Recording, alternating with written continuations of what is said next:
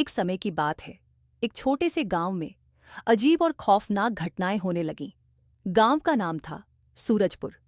यह गांव घने जंगलों के पास बसा हुआ था, जहां दिन ढलते ही अंधेरा छा जाता था और गांव वाले अपने अपने घरों में दुबक जाते थे। गांव के बड़े बुजुर्ग कहते थे कि इस गांव के पास एक भूतिया पेड़ है, जहां एक चुड़ैल का वास है। गांव के लोग एक कहानी सुनाते थे जो कई साल पहले की थी। गांव में एक औरत रहती थी जिसका नाम था सरोजा। वह बहुत ही सीधी सादी और नेकदिल महिला थी, लेकिन उसकी किस्मत इतनी खराब थी कि उसकी शादी के कुछ साल बाद ही उसका पति एक बीमारी की वजह से मर गया। सरोजा अकेली रह गई और उसकी सास और देवरों ने उसे गांव से बाहर निकाल दिया। वह दर-दर भटकती रही और उसकी हालत दिन ब दिन खराब होती गई। गांव के लोग उसकी मदद करने से कतराते थे, क्योंकि समाज में उसे अपशकुनी माना जाने लगा था। एक रात ठंड और भूख से तड़पते हुए सरोजा ने गांव के पास एक बड़े बरगद के पेड़ के नीचे अपने प्राण त्याग दिए। कहते हैं कि मरने से पहले सरोजा ने कसम खाई थी कि वह गांव के लोगों से बदला लेगी, क्योंकि किसी ने उसकी मदद नहीं की। सरोजा की मौत के कुछ समय बाद से ही गांव में अजीब घटनाएं शुरू हो गईं। लोगों ने कहना शुरू किया कि रात के समय उस बरगद के पेड़ के पास एक औरत सफेद साड़ी में दिखाई देती है। कुछ लोग बताते थे कि उन्होंने उस औरत को रोते बिलखते देखा है, जबकि कुछ लोगों ने उसे गांव की गलियों में घूमते हुए देखा।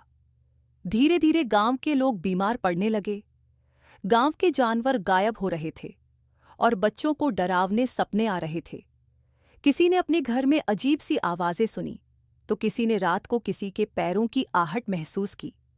लोग डर के मारे घरों से बाहर निकलना बंद कर चुके थे।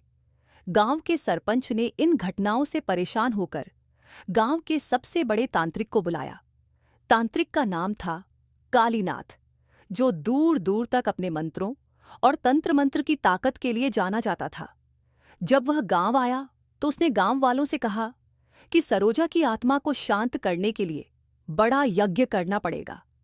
तांत्रिक ने गांव वालों को निर्देश दिए कि वे उस बरगद के पेड़ के पास कोई न जाए और जितना हो सके घर के अंदर रहे। उसने पूरे गांव में तंत्र मंत्र करने शुरू किए, लेकिन जिस दिन तांत्रिक ने पेड़ के पास जाकर पूजा शुरू की, उसी दिन रात को गांव में और भी भयानक घटनाएं होने लगीं। एक रात गांव में अचानक तेज हवाएं चलने लगी, बिजली चमकने लगी और गांव के कुछ घरों में आग लग गई। लोगों का कहना था कि उन्होंने उस रात सरोजा की आत्मा को हवा में उड़ते हुए देखा। कुछ लोगों ने कहा कि उन्होंने उसकी चीखें सुनी, जो पूरे गांव में गूंज रही थीं। तांत्रिक कालीनाथ ने महसूस किया कि सरोजा की आत्मा बहुत शक्तिशाली हो गई है और उसे काबू करना आसान नहीं है। उसने सरपंच से कहा कि गांव में कोई ऐसी चीज है जिसने सरोजा के साथ बुरा किया है, और जब तक वह सामने नहीं आएगा तब तक सरोजा की आत्मा गांव को तबाह करती रहेगी। तांत्रिक के इस बयान के बाद गांव वालों में खलबली मच गई। गांव के बुजुर्ग इकट्ठा हुए और उन्होंने सरोजा की पुरानी कहानी पर चर्चा की। उसी समय गांव के एक बुजुर्ग व्यक्ति ने खुलासा किया कि सरोजा की मौत के लिए सिर्फ उसकी सास और देवर जिम्मेदार नहीं थे, बल्कि कुछ और गांव वालों ने भी उसके साथ बुरा किया था। उन्होंने उसे बदनाम करने की कोशिश की थी ताकि वह गांव छोड़कर चली जाए। सरपंच और कुछ अन्य लोग जो उस समय इस साजिश में शामिल थे, को यह बात स्वीकार करनी पड़ी। गांव के बुजुर्गों ने उन्हें सरोजा की आत्मा से माफी मांगने के लिए कहा। गांव के सभी दोषी लोगों ने बरगद के पेड़ के पास जाकर सरोजा की आत्मा से माफी मांगी। तांत्रिक कालीनाथ ने अपने मंत्रों के साथ यज्ञ पूरा किया। माफी और यज्ञ के बाद गांव में अजीब घटनाएं बंद हो गईं। सरोजा की आत्मा को आखिरकार शांति मिल गई थी और वह गांव को छोड़कर चली गई। गांव वाले अब उस जगह से डरते नहीं थे, लेकिन उन्होंने एक बात सीखी कि किसी के साथ अन्याय करने का परिणाम कभी अच्छा नहीं होता।